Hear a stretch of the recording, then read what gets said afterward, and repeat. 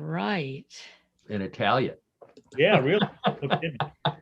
Who knows what they'll come up with next or what they were doing. And if you hear those voices going back and forth, it's because it's Tuesday afternoon and it's time for What in the World with me, Paul Seaburn. Hi, everybody. Hey, hi, Karen. How are you doing?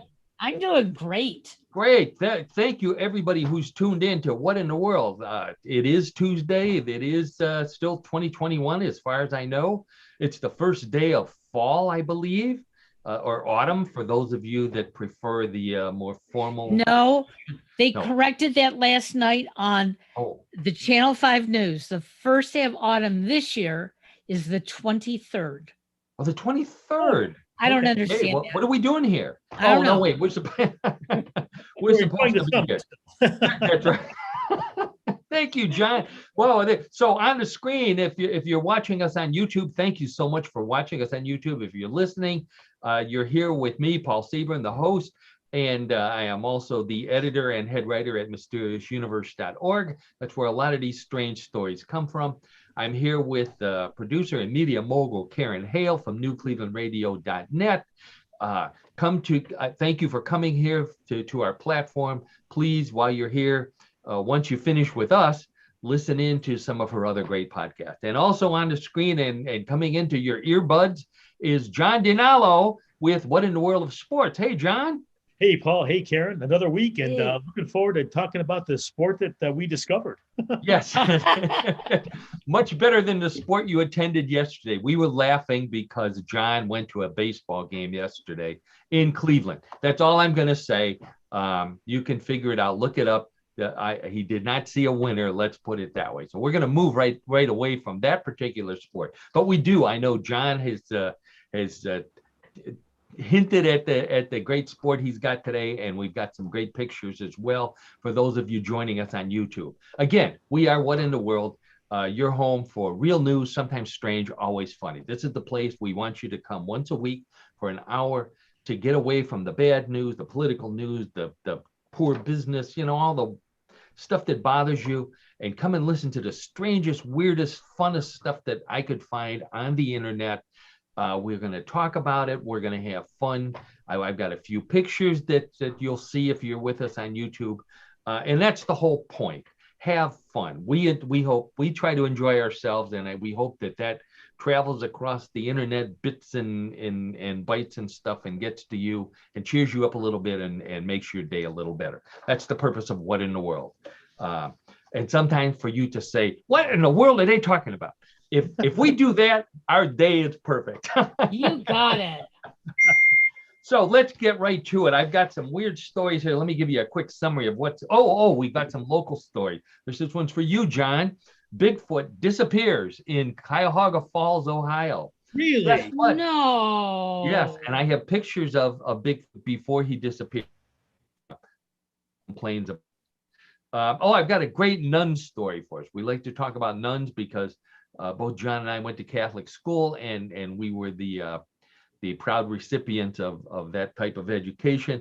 We're still here. We made it through therapy, and I've got a great nun story for you from Tennessee. A ghostly nun, a man who sleeps only 30 minutes a day. This practical stuff that you get on What in the World. We're going to find out how he does it and why he does it. Yeah, why? And what are the consequences as a result. We're going to talk about, the best car to buy if you want to avoid UFOs. So be sure to tune in for that. And the best place to watch the movie Spaceballs. We're going to talk a little bit about that movie too. One of my all-time favorite movies. So without further ado, as they say in France, let's get right to it. Now, for those of you who have listened to What in the World before, I like to talk about the Roomba. Now, the Roomba is a robotic vacuum cleaner that Karen is a proud owner of. My spouse, the lovely Donna, is also a proud owner of a Roomba. And while the lovely Donna is a fan of the Roomba, I think Karen may have had some issues with hers. I have. But we're not here to talk about the bad things. Okay. Because we might get them as a sponsor someday. So. Never say never. Yeah. Never. you're Thank right, you, you're right. John. That's right. Never say never. And aren't you our marketing guy, by the way? Yes, Yeah. back to you later on what I've been able to do recently. Okay. Okay, so the latest Roomba is out. Now, I remember, I believe the lovely Donna got hers as a gift. I think we paid for the second one. But the Roomba J7 Plus, which is the latest version of the iRobot vacuum vacuum robot. Guess what, Karen? Priced $849. That's cheap. That's cheap, really? Oh, they must Yeah. not have any options, I guess. Yeah. But anyway, it has a camera that it uses to identify objects in front of it.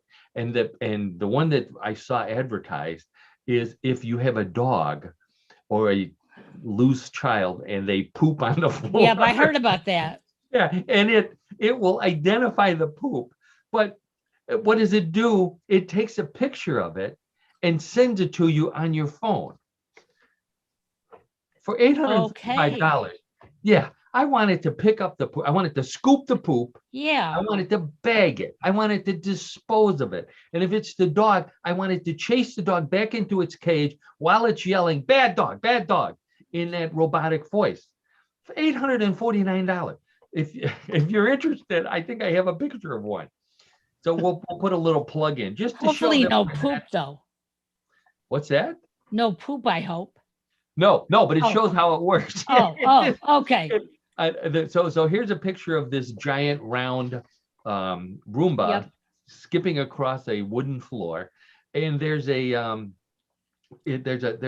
like an antenna connected to a computer that it must communicate with you.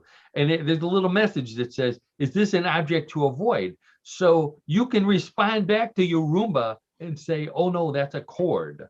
But what have we come to that we're talking to our vacuum cleaners while we're at work? This is ridiculous. Yeah. So it gets, and who wants, and I repeat that, who wants to get a picture of dog poop on their cell phone? Believe it or not, that happened to me once, and that was the day I got laid off from this company. That's how they do it these days. They send you a picture of dog poop, and you're supposed to figure out that you got laid off. Wow. $849. I looked it up. For $849, it empties its own bin. Well, thank goodness it empties its own bin. Yeah, but then you have to empty the bin. And you have to empty the bin. Yeah. That's right. Yeah. And so if they'd emptied it like 10 times while you were gone, it's a full bin. So, if you could ride the Roomba to the garbage can, then it might be worth $849. Yeah, maybe. It also follows orders if you want a particular bad spot to be cleaned. Like if the kids were eating in the kitchen and there's going to be crumbs all over the place, you can tell it to go clean just underneath the kitchen table. Very nice. That sounds good, but it also, and this is, I love this because the lovely Donna can relate. It eases under your furniture with its sleek design, preventing it from getting stuck. Now, I believe, didn't you have that issue? It still does. Well, here's what the lovely Donna did. She took a jar of Vaseline and she smeared it all over that thing. And sure enough, it didn't get stuck anymore. But what happened was the dog flipped it over and then it started spinning around and then we had these greasy trails we had a giant snail in our house. Oh, geez. Yeah. Wow. So you don't mess with your Roomba. $849. You tell it what to do, and then you make sure it doesn't. If not, you contact the lovely folks at iRobot, and I'm sure they'd be happy to help you. You got it. Okay, so now this was the most popular story of the week. I do, for those of you listening, if you'd like more of this or like a preview of what we're going to be talking about, like me on Facebook. Look me up and like me. I test out a lot of the jokes and stories on Facebook during the week. So this particular one was one of the most popular. Woman in Bolivia got a shock when she ordered a hamburger at her famous fast food restaurant. And get ready, she found a finger underneath the bun. Oh. Yeah, I know. Fortunately, the waiter came over and apologized profusely, and he said, "Don't worry, you can keep the tip." Oh, Can you? So, anyways, that's all I want to say about that. I had a picture of it. They blurred out the finger, thank God. But have you ever had a weird thing show up in your food, Karen? not that weird. No, No, you don't eat at those kind of restaurants. No. John does. I know that. Hey, wait a minute. I think that's a negative comment, but no. No, in fact, once I had ordered a salad at a restaurant here in the area, which will remain nameless. Yeah. Unfortunately, in the salad, there were shards of glass. Oh, Ooh. really? Yeah, and Wow. thankfully, I think I had just taken one bite or whatever, and Uh-huh. I noticed that something was off. But yeah, I obviously returned it and said, the glass Wow. in my salad. Also, I had a instance Oh where no. no, I had an instance where I went to a pretty decent restaurant in the area, and I end up biting into my cheeseburger, and unfortunately, there's a metal wire inside of it, Oh, which we thought came from when they would scrub the grill, clean the Yeah, grill, right. Yeah. those wire yeah. brushes you had, yeah. But it was really long. Wow. I took it up to the counter and I said, or I took it to the waiter and said, I'm not really going to pay for this. And, he understood, of course. But yeah, that was really strange. Those are only two things I've ever, Wow. in all the time that I've been Boy. out to places to eat or whatever. But yeah. Well, for every one of those stories, people have 10 more. It's unbelievable. Oh, And sure. it's a tough business to be in, the food business. So, Oh, sure. Sure. but what are you going to do? At Mhm. least it wasn't a finger. How's that? That's right. Yeah, that would really, boy, that's really Go. gross. There you go. So speaking of body parts, what a segue. A first edition of Mary Shelley's Frankenstein, and I happen to have a picture of this. And I didn't know this. When she wrote it, it was a 3-volume set. 1818, this book was printed. First edition, with the original boards that the covers, sold recently for $1.17 million at auction.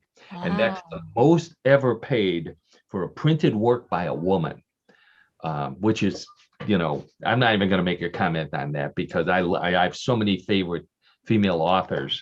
So somebody paid $1.17 million, and they contacted this particular person, the buyer, and he couldn't talk on the phone because he was in the middle of firing his assistant, because he sent his assistant Igor to pick up the book, and instead Igor picked up some Franks and a Stein, and that wasn't what he wanted. Well, where's your clicker at? Where's your clicker? Do you got your clicker? Yeah. His Little horn. Igor, yeah. It was Abby Normal. That's right. That's what he was looking for, Abby Normal. So that just reminded me, as John did, of that wonderful movie, Young Frankenstein. And I don't know why it was in the news, but recently there was a story about Aerosmith and the song "Walk This Way." Did you know that song was inspired by the movie Young Frankenstein? Did not know that. Really? Yeah. Steve Perry, the lead singer, tells the story that they were working on their second album, and I don't remember which album that was. And they needed a song to fill up the album. And they were in New York, and they couldn't come up with anything. So they went to see Young Frankenstein. And when they were done, they couldn't stop talking about Igor saying "Walk This Way" as he was limping. So everybody in the movie limped behind him. So they loved that. So somebody said, okay, that's the title of our song. And Steve Perry went off and wrote the lyrics. And then he took a cab ride back. He must have gone to a coffee shop or something and left the lyrics in the cab.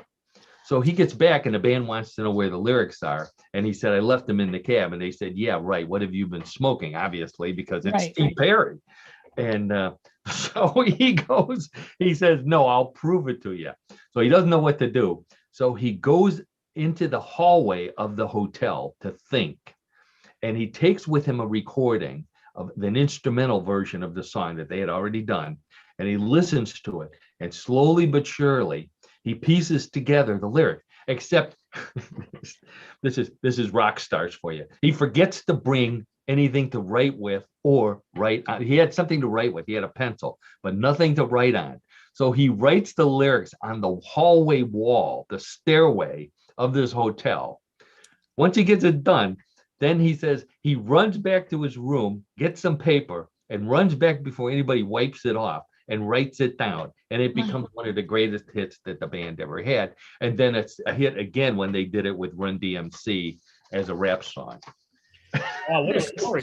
Didn't know any of that. Wow. That's rock stars for you. That's your typical rock star story. So, and those guys are still performing. Steve Perry, I think, is 71 or 74. I forget which. And Steve Tyler. I'm sorry. Tyler. Joe Perry, Steve Tyler. So we'll fix that in post, right? Sure, of course you won't. That's TV talk. So anyways, it's a little bit of Young Frankenstein into Aerosmith. Now, this also came from my Facebook page. And Karen, get ready, because I know Karen doesn't always like the animal pictures I put up. So I'm going to warn you ahead of time. Here's the animal. This is a foot-long carnivorous hammerhead worm. Foot-long, and it indeed has a hammerhead, like a hammerhead shark. These have invaded Georgia and Alabama and are living in the lawns of people who live there.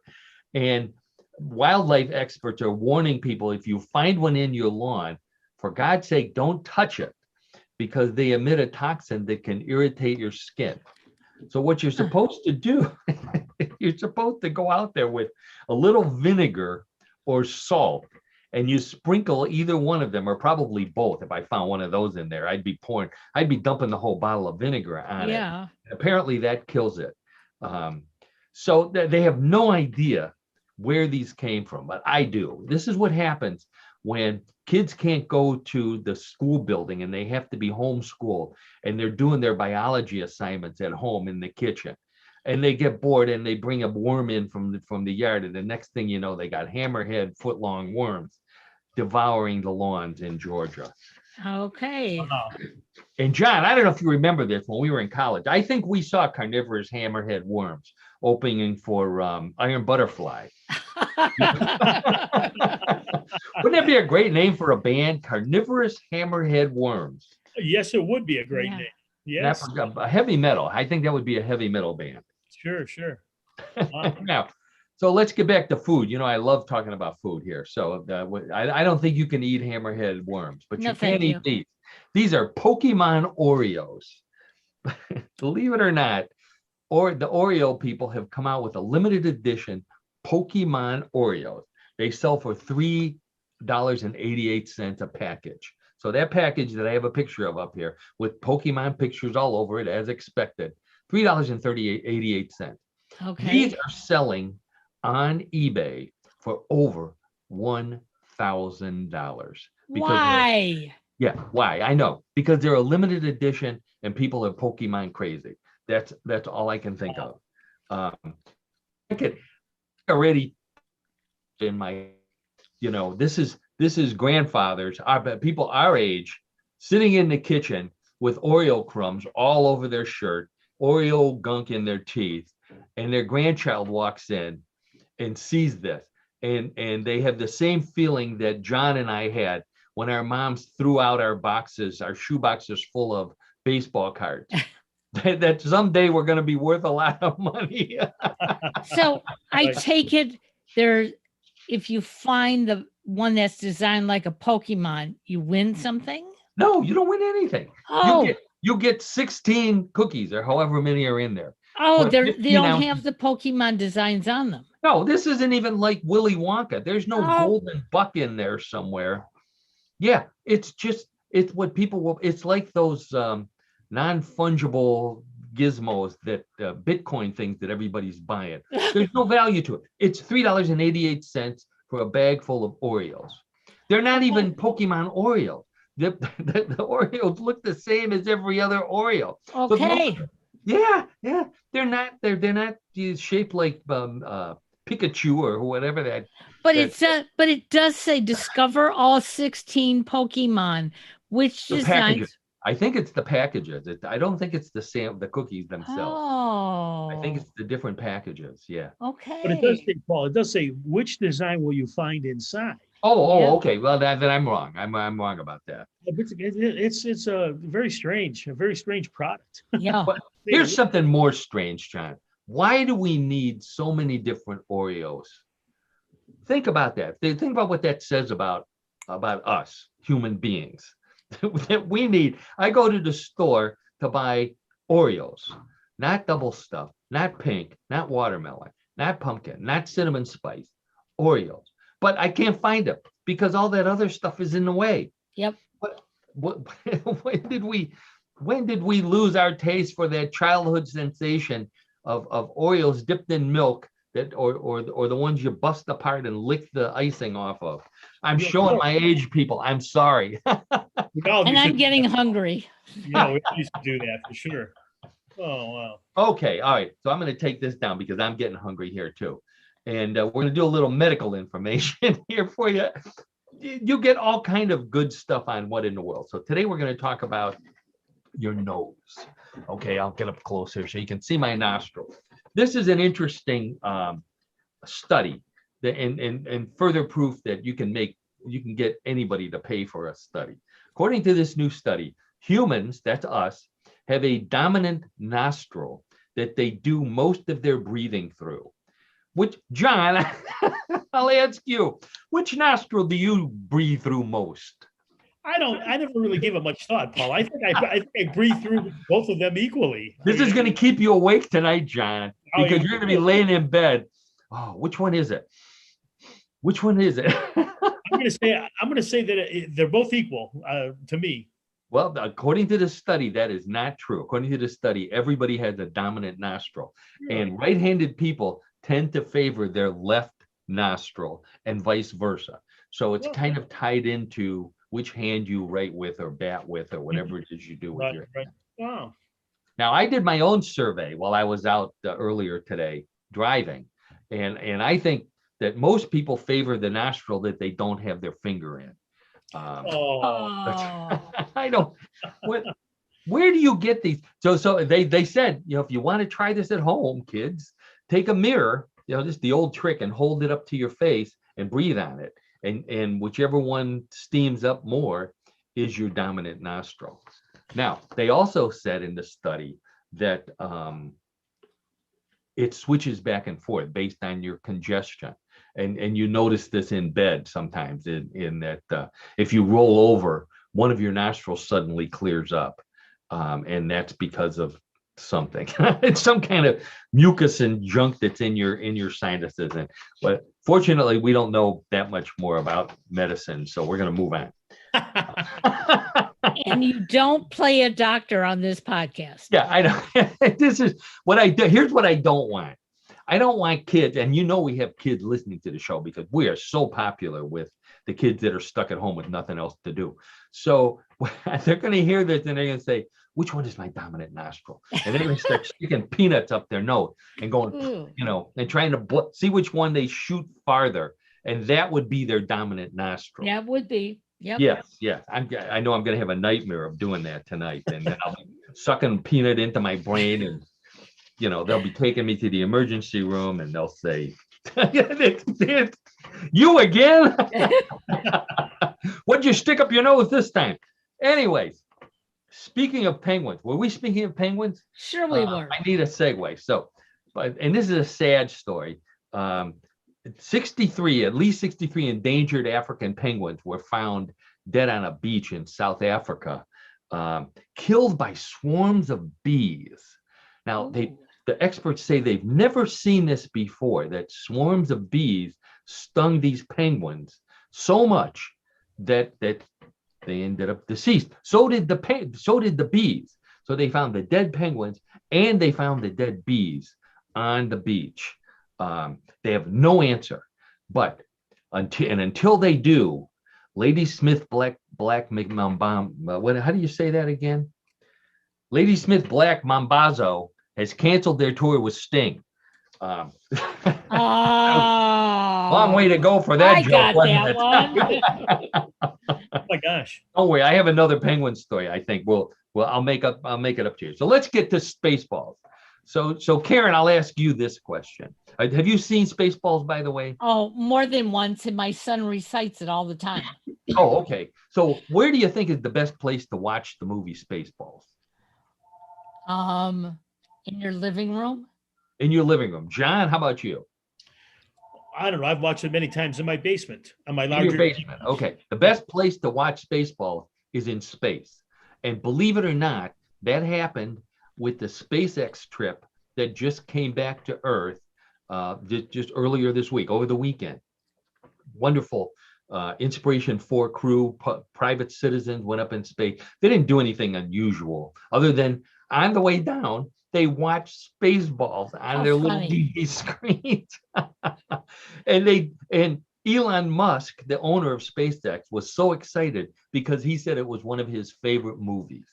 So he was just thrilled that they watched it. And I'm not going to try and quote all the funny lines in there, but I think Elon Musk's favorite line was this one. Listen, we're not doing this for the money. We're doing it for a boatload of money. But except they didn't say boatload. They said the other word that we can't say on our podcast. And that was Lone Star speaking to Barf. Now, Karen, you've seen the movie, and John enough times. Lone Star was played by what famous actor? Can you think of it? I know it. Bill Pullman. That's right. Played the president in Independence Day, I think. Yes. And Barf, who was the Chewbacca counterpart character. Yeah, that was who? John Candy. John Candy. That's right. Now the other names in this movie just slay me. Joan Rivers played the robot Dot Matrix. Great name for a robot. Rick Moranis, of course, played Dark Helmet. Mel Brooks played Yogurt. and I remember him saying what kind of yogurt? Just plain yogurt. They wanted to honor him. And my favorite, Dom DeLuise as Pizza the Hut. Wonderful movie. If you haven't seen that movie, it is indeed a hilarious movie. You're so right about that. It's hilarious. You'll laugh, you'll cry.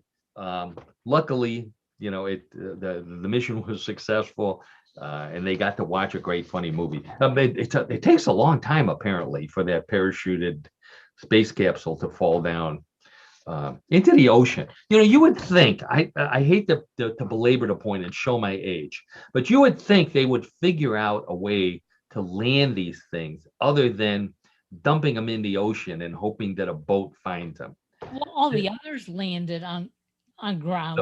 The rockets. Oh, land. I see what you're saying. The rockets land. Yeah. So that means they have to build rockets into the capsule. Got it.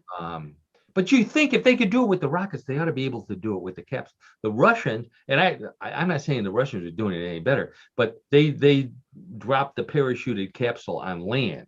So you've seen those where those poor astronauts are bouncing across the desert or wherever it is they land, the tundra in Siberia. We're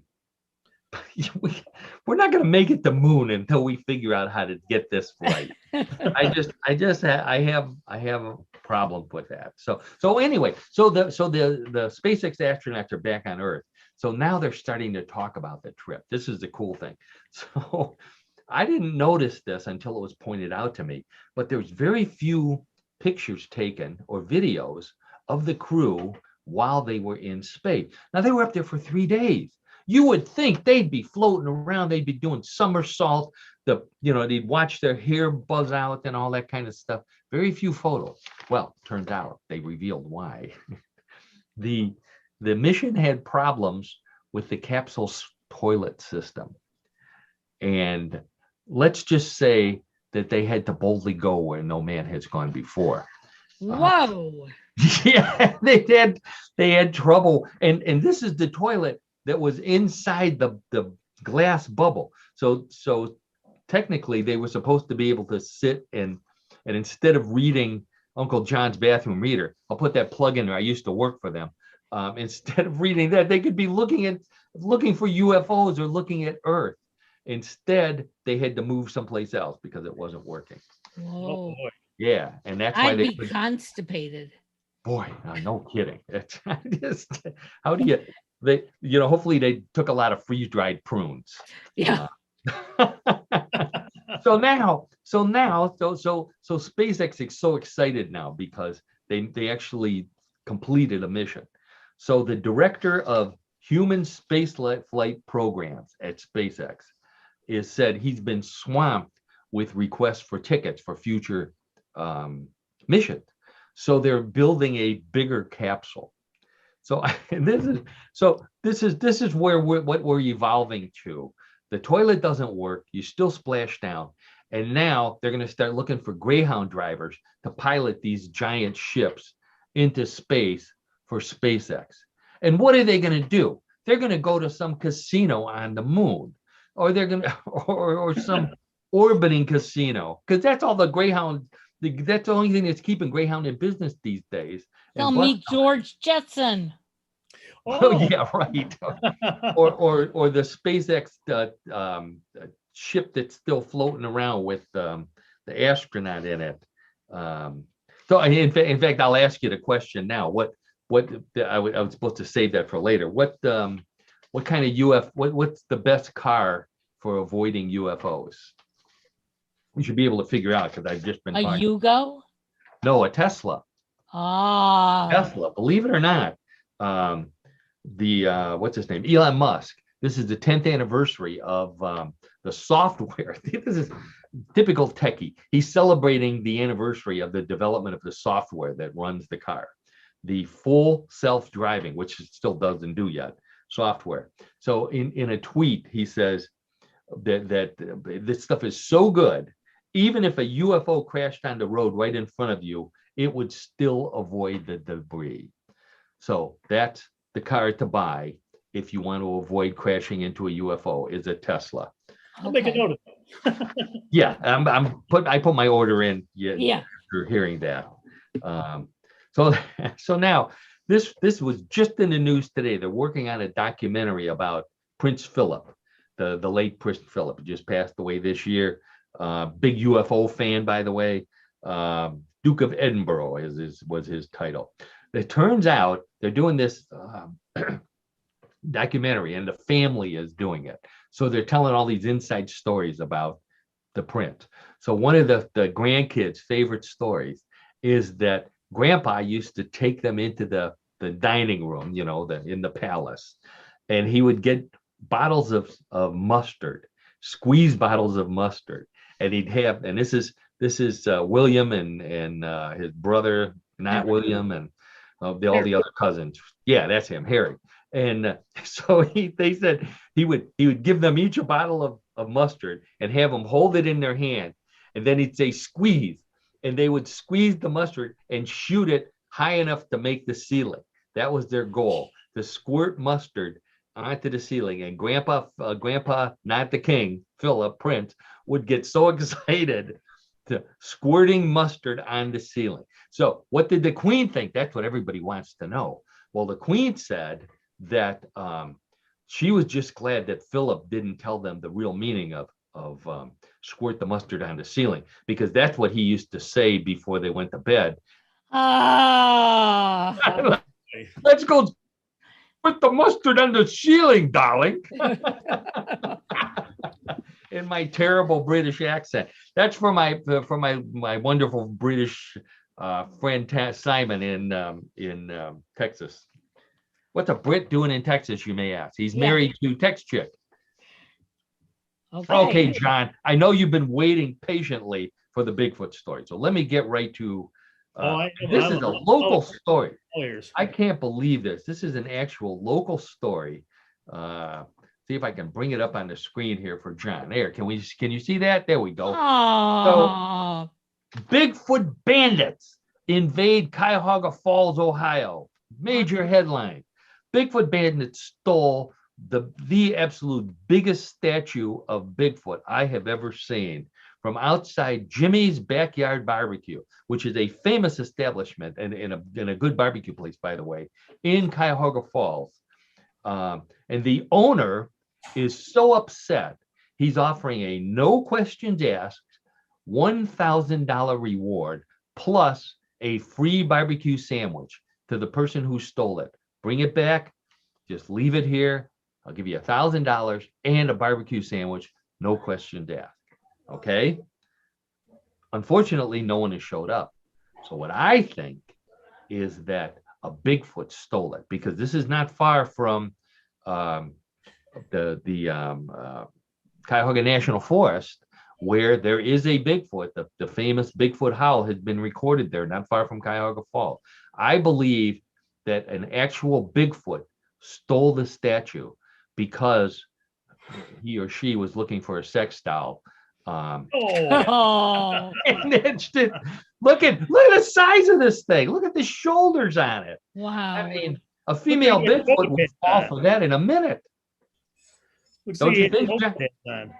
Yeah, and with that beautiful T-shirt. Yeah. He's busting out of the T-shirt. That's how big it is. So I don't know. You know, if I was Bigfoot and I stole this, and I'm sitting there looking, thinking, okay, $1,000 and a barbecue sandwich. Boy, this is a tough decision. I'm kind of lonely. There's no other Bigfoots around. Boy, I don't know. I don't know. I take the sandwich and the money. I take the sandwich and the money too, because we're obviously not Bigfoot. Yep. Okay, so to our regular listeners, you may recall that John and I like to talk about nuns because both of us, as I said, went to a Catholic grade school. We also went to Catholic high school, by the way, but that's where the nuns were in grade school. And, you know, we joke about them, but God love them. They were great teachers and great people. And I learned something about Catholic nuns this week through a ghost story of all things. I want to put this picture up here while I talk about this story. So this picture comes from Chattanooga, Tennessee, and it's near a building that was a Civil War hospital in 1863. And someone was visiting this building and took a picture, and off behind a fence, the fence that surrounds this building, is some strange being that they couldn't identify, that someone, more than a few someones on the Facebook page where this was posted, said, oh, that's the ghost of a Civil War nun, a war nun. And they said, if you don't know anything about war nuns, Google it. So of course I do it, whatever the internet tells me to do. I did, I Googled it. And believe it or not, and this is for John's benefit, war nuns did not carry yardsticks that doubled as shotguns. That was the first thing I thought of. But I'm not sure if I want to find out about Civil War nun. But it turns out during the 1863 Chattanooga campaign, nuns from the Sisters of Charity, which has a big hospital in Cleveland, Ohio, where my sister and many of her friends went to nursing school. They tended to the wounded in Nashville, Tennessee, at this Nashville, Tennessee field hospital. This particular one, I think, is in Chattanooga. So the Sisters of Charity, at that time called the Daughters of Charity, ran hospitals throughout not only just the North, but also the South. And they were the only female nurses up until Clara Barton in the field taking care of the soldiers. The rest of the nurses were male nurses, and you know, this was back before male nurses went through the same training as the women do. So the soldiers, they said, preferred the nuns more than the male nurses. They were much more comforting during their time when they were wounded or perhaps even dying. So there were so many, and one of the things that it said was that the war nurses of the Civil War changed the way Americans, both North and South, began to think of Catholics, because up until that time they weren't real fond of Catholics for a variety of reasons. But the sacrifices that these these war nuns made to the soldiers, convinced them that, hey, Catholics must not be too bad. Now, in 1924, a congressional monument was erected called Nuns of the Battlefield. And I didn't know this either. This is in Washington, D.C., near St. Matthew Cathedral. And you can go there, and they have names of many of the nuns who served during battles, who lost their lives during battles. So this was dedicated in 1924. And according to the story, there was one elderly lady in the audience when they were doing the dedication. And someone went up to her and said, would you like a better seat or to get up a little closer? And she said, yes, I was one of those nuns. It turned out she was 81 years old. She was just a teenager during the Civil War, and she was one of the nuns who participated. Wow, that's very interesting. Yeah. I thought, what a lovely story. That was just a beautiful story that came from a ghost story of all places. And they still don't know who that ghost was. So I want to think, I don't know who it is. But I'd like to think that maybe it is one of those war nuns coming back to where she, where she may have given her life. So, wow. Yeah. Now, I know Karen was waiting for, and I want to get to our sports story here. Karen was waiting for I think I can take this down here.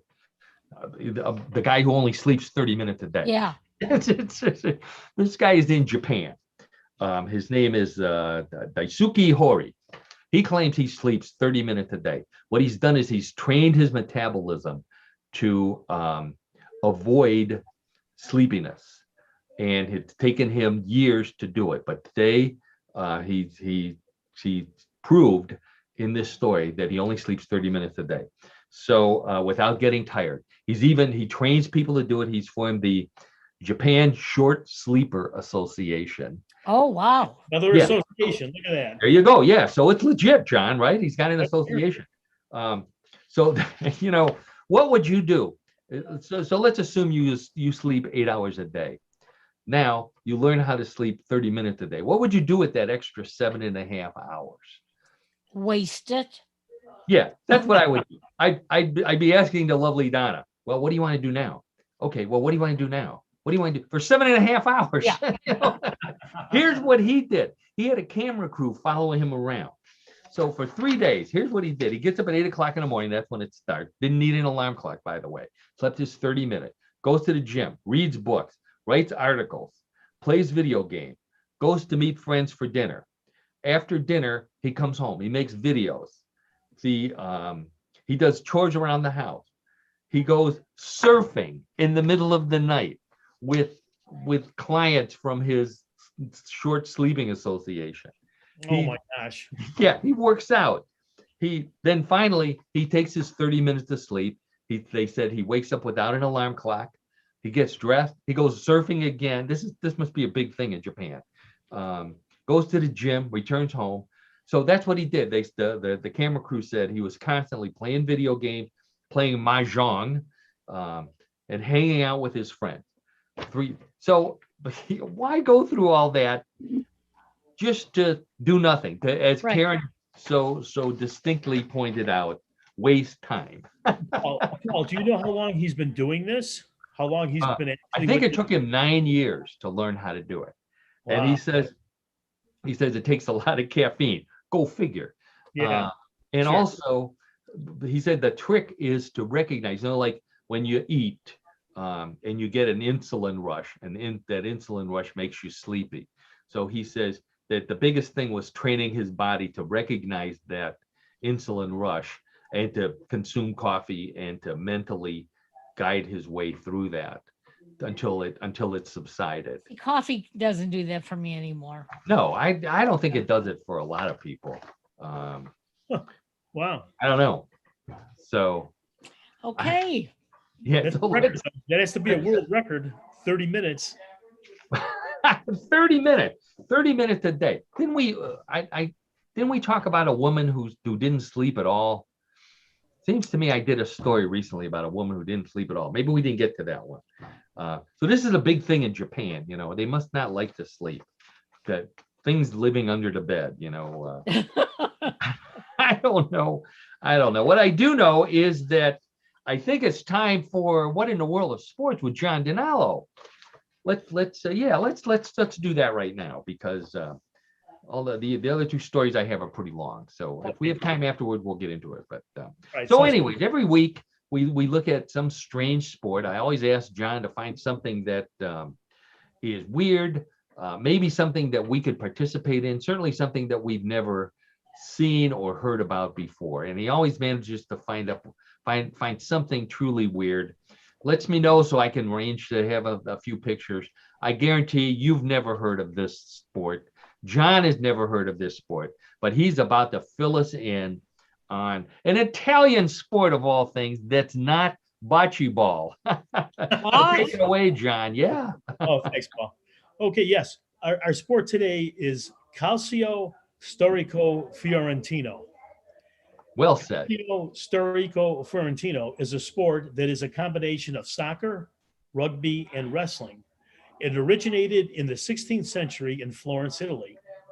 Some people call it the most violent sport in the world. Most violent sport in the world. Wow. Get ready for this. So this particular type of Calcio Storico is played in historical costume by 4 teams of the 4 historical neighborhoods of Florence.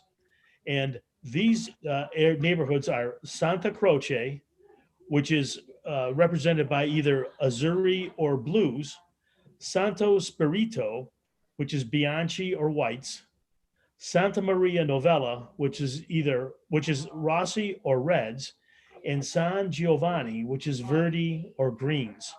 So I want to point something out. Those are all saints' names, right, John? The Santa and San. So this is a Catholic sport. There's only 4 teams, and the colors are the colors of the jerseys that they wear. Yeah, they represent the neighborhood. They represent the neighborhoods that they're from. The neighborhoods of Florence. Yeah, right. Beautiful city, by the way. Okay. It's a terrific city. Piazza Santa Croce is located directly in front of the church Santa Croce. The church sanctions this. Right. And it's always been the home for this game known as Gioco del Calcio Fiorentino, or more simply as the Calcio, which means kick in Italian. Calcio means, there we go. Now you learn something new every day. Calcio in Italian means kick. And Fiorentino is the reference in Florence, because this sport is played in other cities as well. Oh, okay.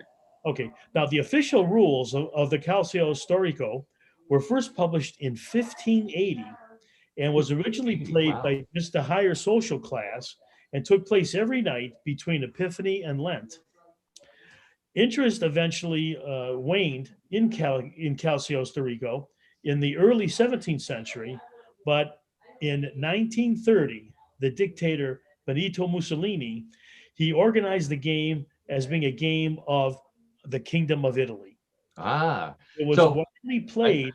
It was widely played by amateurs in the streets and squares using handmade balls of cloth or animal skins.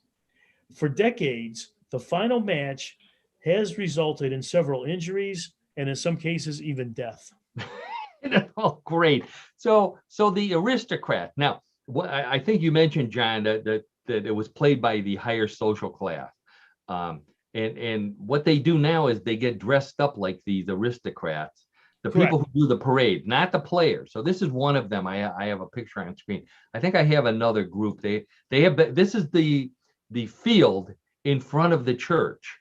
So that's the Piazza Santa Croce then. That's the Yes. Okay. So they cover the stones with dirt, and then you can't see this festival. Drummers, they've got people playing musical instruments, they've got people dressed as old Roman soldiers. Well, it's a big festival. It's a big feast, is what it is. Yeah. And then a huge group of fans positioned around the fenced off field, cheering them on. So far it looks like it might be a fun sport, except for that part about death. It's a very, very, very rough sport to play. So tell us more about that part, John. That's what we really want to know. So during the early decades of the sport, in order to encourage wagering and achieving a bettable winner, there were times when bulls would be ushered into the ring in the hopes of doing two things. One, adding confusion to the competition and inciting victory. So similar to maybe running with the bulls in Pamplona or what have you, these bulls are in these rings as these people are competing. It's playing with the bulls. Yes. What's wrong with Italy, John? Well, it takes all kinds, Paul. I'll just tell you that. Well, that's the subject for another show. Okay. It is. But the modern version of calcio still allows headbutting, punching, elbowing, and choking, but no sucker punching or kicks in the head, and only one player at a time can attack an opponent. So it's all one-on-one competition. Any violation of those leads to being disqualified from the game. You get, I'd much rather be disqualified than deceased. But yes, I would. I would too. So punching is allowed, but not sucker punching. Not sucker punching, and the referee, determines that. And headbutting is. So I think this is they even have the police on the field on this particular photo here. This one I like. I think the Blues are on the field here in their blue jersey. Oh, here we go. Okay, so here's what the match looked like, Karen. So there's, this is now, as John said, punching is allowed and headbutting, and I believe this photo has them doing all of those things at the same time. Kicking. Now this is from an actual match, and I want you to look in the corner, John. The referees are dressed in the old-fashioned historical costume. Right, you can see them. Right. So how big are the teams? The teams consist of 27 players on each team. Wow. And they can use their hands and their feet to score goals by throwing the ball over a designated spot on the perimeter of the field. The field measures 109 yards by 55 yards. And the officials, there is a main referee, there are 6 linesmen, and a field master. Each game is played for a total of 50 minutes, with the winner being the team with the most points or the cache being scored. So there's running involved. There's carrying the ball. They can kick the ball. They can throw the ball. So it's kind of you're right, John. It is. It's kind of a combination of rugby and soccer and wrestling even. Well, and wrestling, Well, but World Wrestling Federation, not Greco-Roman wrestling, but right. And so this picture here, this one guy's losing his pants. Typical male sport there. There's no women, by the way, Karen. I could not find a single picture of women playing this sport. I'm not playing. No. And so anyway, go ahead, John. I do have some pictures for those of you watching on YouTube. I have some movies, videos coming up in a minute. Okay, for the Calcio Storico Fiorentino, the prize for the winning team is a rare breed of a calf, and it's called a Chianina calf. And now I looked at. Have you heard of those, John? No, I have not. It's a rare beef. It's like Kobe beef in Japan. It's a rare breed. Yeah, very expensive. Yeah, so this is a huge prize. The way these guys are playing, I think they probably eat it raw on the side. God. This is the whole sport. For those of you who can see the picture, the way they score, they just kind of throw the ball over a fence at the end of the field. The designated spot, which is right there that you can see. Yeah, right? And that's kind of, and there's a score. You can see the score up at the top. So they're running and throwing and kicking and punching, and looks like fun, doesn't it, Karen? No, it doesn't. But we're being okay, mean. John. So tell us more about how Catholic this story is. Well, yes, the seeds for the tournament for the Calcio Storico Fiorentino are drawn on Easter Sunday. On Easter Sunday, Karen. Easter Sunday. Go to church and then you pick which teams are going to play in this brutal sport. Yeah. And the preliminary games, are played in early June, and the final match is always played on June 24th at 5 p.m.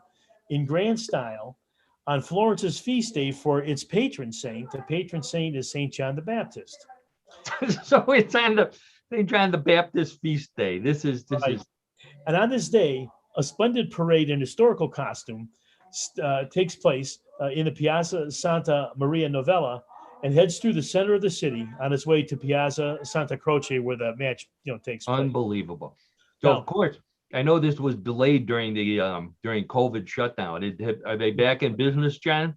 well, it turns out that on Saturday, September 11th, and not in June, it turns out that it was played without an audience, and only two colors agreed to play in the 2021 tournament. So the Azzurri di Santa Croce and Verdi di Santo Spirito will face each other in the final of historic football in front of the eyes of the participants of the procession in costumes. In fact, no tickets will be on sale for this match, just because of Oh, the pandemic. Now, to wrap it up, I don't speak But Italian. they showed it live on the internet, Karen, by the way. Ah, So I'm so fans- excited. I missed fans- it. Yeah, you did. But don't worry, I've got the score for you. Or John Okay. has the score, I think. I don't know if you have the score. We know who the winner is. I don't speak Italian, but from the videos of the finals, this year's winner was Santa Croce Azzurri team, the team that was in blue. Now, back to the Browns. The Browns won on Sunday, but if they want to make it to the Super Bowl, they could use a couple of Calcio Storico players in the defensive backfield or in the dog pound. Oh, in the dog pound. Definitely in the dog pound. That's where they need crazy guys like that. That's right. Wow. You're right. So very Now, good. for that was great, John. That was obviously I've never heard of that, but that's really a lie, because actually I have a video of the three of us playing a version of this, the American version of this sport. Now, so get ready for this, Karen. I don't know if you remember this. You must not, because I don't remember. you don't remember. John No. probably doesn't remember. But this is us participating in a version of that sport right here. Oh, So yeah, there's I do Karen. remember. There's Yep. Karen. There you go. For those of you who are watching on YouTube, it's a pie fight from the Three Stooges. Apologies to the Three Stooges. Correct. Oh my God. Love it. So, yeah, I think that should be a sport right there, John Yes. and Karen. Pie fighting, professional pie fighting. Make some Yeah, skill. I would take. Yeah, I could get into that. Yeah. You know, stick around. That may be our sport next week. We'll find out. Maybe. Okay, but our sport right now, once I take this down here, is as everyone knows, once What in the World of Sports with John DiNallo. Thanks again, John, by the way, for that great report. Is Thanks, Karen. Yeah. Bluff the co-host, which is everybody's favorite weird news game. We play every week here on What in the World. The rules are simple. I have three stories that may be real, they may be bluff, similar to the ones that we've been telling all afternoon, except some of them may be bluffs, and it's up to Karen and John to decide which ones are real, which ones are bluffs. And of course, you at home playing, you can wager all you want. So let's get right to it. Karen and John, hands on your buzzers. Let's go. Story number one. The makers of Slim Jims, those popular meat sticks found at the checkout counter of every convenience store, have finally given in to pressure from multiple fronts and announced some new products to broaden their markets. Coming this fall is Slim Janes, a meat stick catering to women with a softer consistency, lower calories, and milder spices. Those will be followed at Christmas time by Sweet Janes, the company's first gummy candy stick and its first product containing CBD.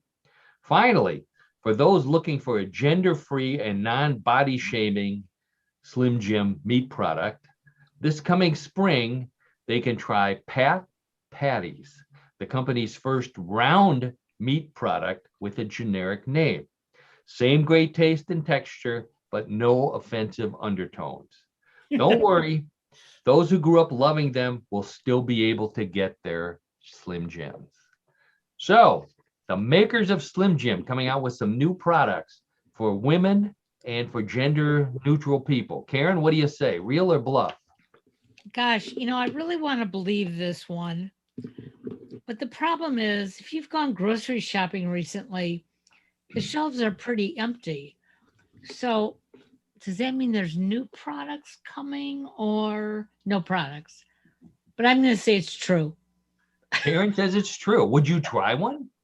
A sweet No. Jane? No. Okay, so Karen says that the Slim Jims are coming out with new products. John, how about you? I'm going to disagree with Karen on this one. I think it's a bluff. I don't think Slim Jim is getting away from their staple and getting away from their mainstream product. John says it's the bluff. When was the last time you had a Slim Jim, John? In quite a while. I enjoyed them.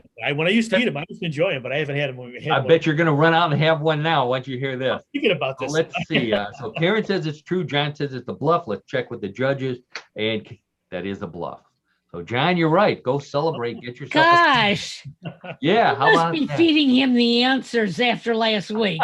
No. Karen, that's not Oh, true. no.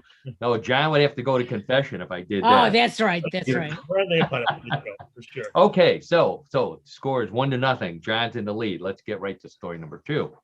Also a food story, by the way. If you're a college student who forgot to eat your ramen noodles and there's no microwave in the classroom, the makers of a popular brand of noodles have got you covered with a new line of ramen noodle carbonated soft drinks. That's right. You can sip or chug a bottle of ramen noodle soda in 4 soupy flavors: regular, seafood, curry, and tomato.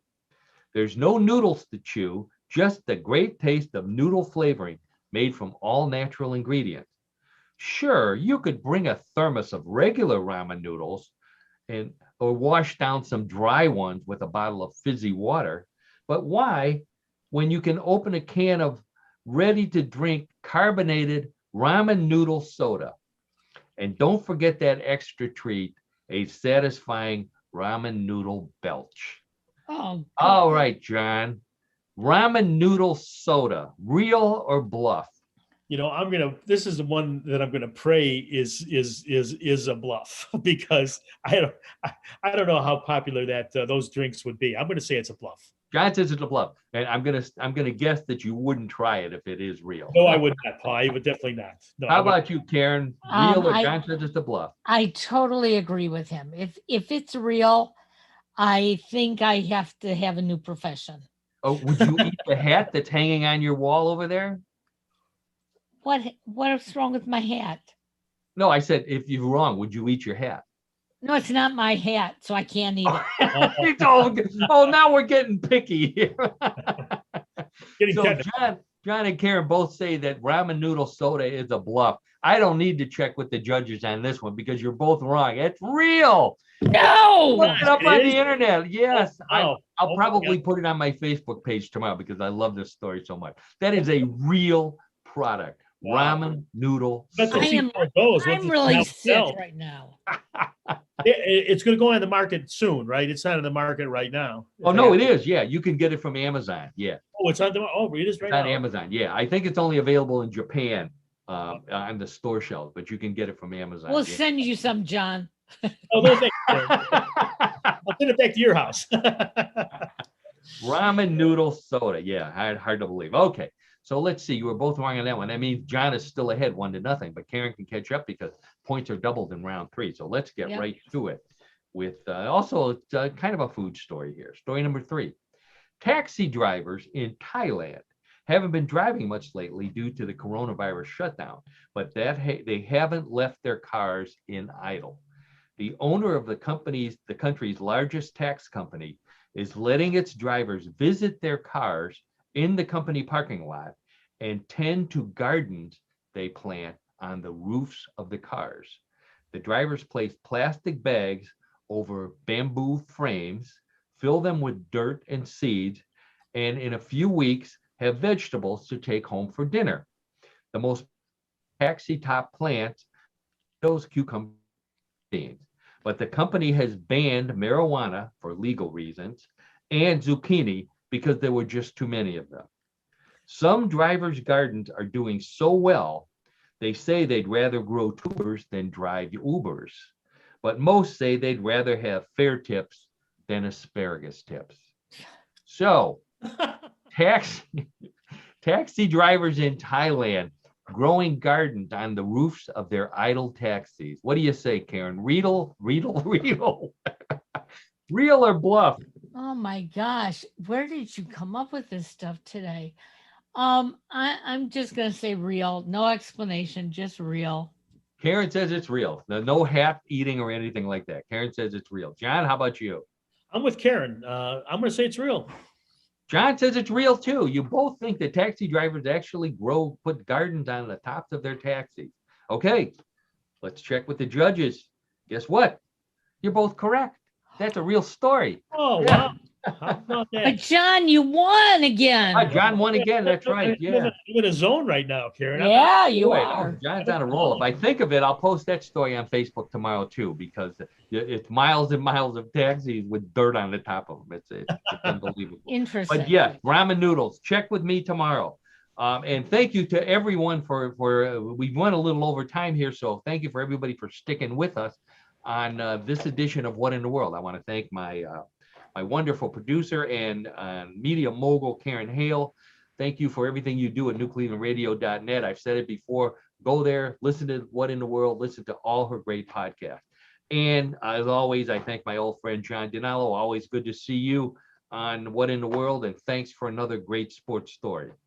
Thanks, Paul. Thanks, Karen. Okay. And if everybody will see you or talk to you next week on What in the World. We'll see you in the fall.